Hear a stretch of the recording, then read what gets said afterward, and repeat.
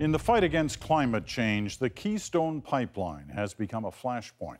The controversial project has drawn the ire of activists and celebrities, putting politicians on both sides of the border into the fray. For supporters, it's about the economy and jobs. For opponents, it's about the environment and land rights. But for one woman in Texas, the pipeline has been life-changing in a whole different way, turning her into an accidental activist. Paul Hunter has her story. Even in a crowd organizers pegged at more than 300,000, it's hard to miss Julia Trigg Crawford. With her cowboy hat and boots, she brought a little piece of Texas to the streets of New York.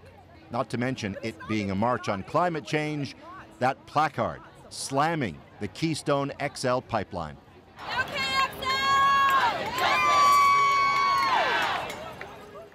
This is the bull, obviously. Whoa. He's very sweet. We first met Julia 2.5 years ago on her farm in East Texas. Alberta's TransCanada was then aiming to build a pipeline through her land. It was an arm of the Keystone Project, and Julia aimed to stop them. Someone's got to stand up. We felt like it was the right thing to stand up for us. We may not win, but at least we're going to go out with our head held high that we played the game. Hey, Tyson.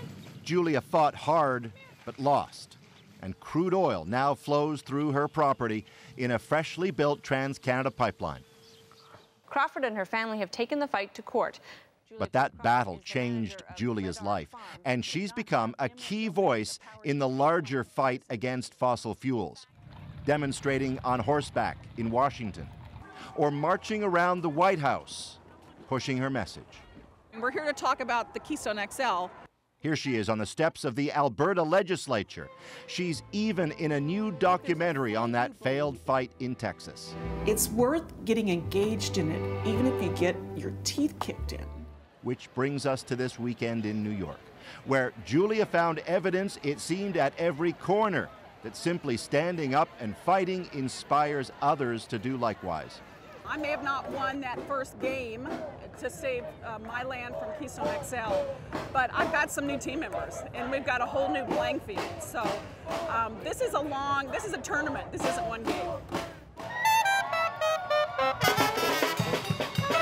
That march in New York, crowded, say organizers, with people standing up for the first time because people like Julia stood up.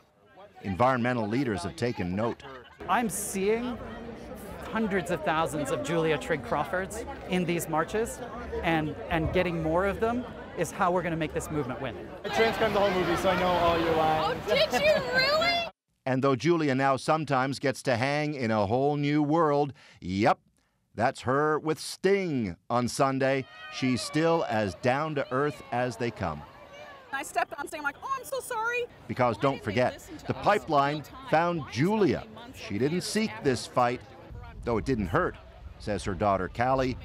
Julia's always been a competitor. I don't know, she's always been this person. She just never had the platform to really show it, I think. Until it landed on her doorstep. Until literally it came knocking at our door. Indeed, this morning Julia was back at it. This time at a climate change rally near Wall Street. Cowboy boots moving on yet again, pushing that message: climate change must be stopped. Not in destructive development. Just standing up and doing what she can, as Julia might say, but she underlines, shouldn't everyone? And look what happens when taking that stand. Look what it does. It takes me to New York City at events that are going to change the planet. That's pretty powerful. I thought I was going to change a farm. Now I'm helping change a planet. You know, that's been a good day. With more to come, she hopes. Julia Trigg Crawford, a kind of accidental activist trying to change the world, just as the world has changed her. Paul Hunter, CBC News, New York.